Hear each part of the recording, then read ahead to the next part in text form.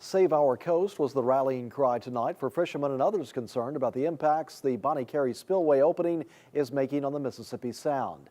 IMMS in Gulfport hosted the meeting designed to spread word of the problems being experienced. Director of Marine Fisheries. A room packed full of those who make their livelihood on the water, public officials, and even statewide candidates for office listened to presentations on why the Bonnie Carey Spillway opening is having negative impacts on the Mississippi Sound.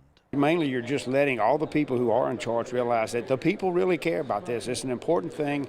People are involved, people are worried, and people want something done about it. Charter boat captain Ronnie Daniels helped organize the Save Our Coast meeting. The effects of trillions of gallons of water flowing from the Mississippi River into the Sound are obvious for Daniels. This time of the year, we should have high salinity, really clear water. We're not seeing that. We're seeing dirty water. As a result, Daniels is having to go further offshore, which means he's making less money.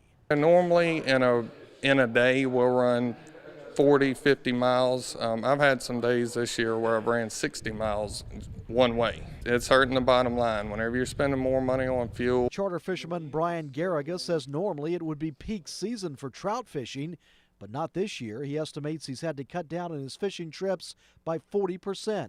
This is probably the worst time it could happen for me is right now because the trout numbers have been really down. It's really starting to hurt some of our bookings because this time of year everybody wants trout and we just haven't had them. The last few days we've been lucky and get some clean water. It's starting to pick up. Hopefully it continues.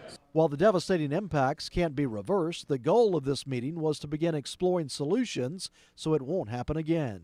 We're looking towards the future. We've got to find more responsible ways to manage this water. And I'm not a hydrologist, I'm not a scientist, but looking at things from a common sense standpoint, as many structures as we've got, with the amount of smart people we've got making these decisions, there's got to be more responsible ways to deal with it.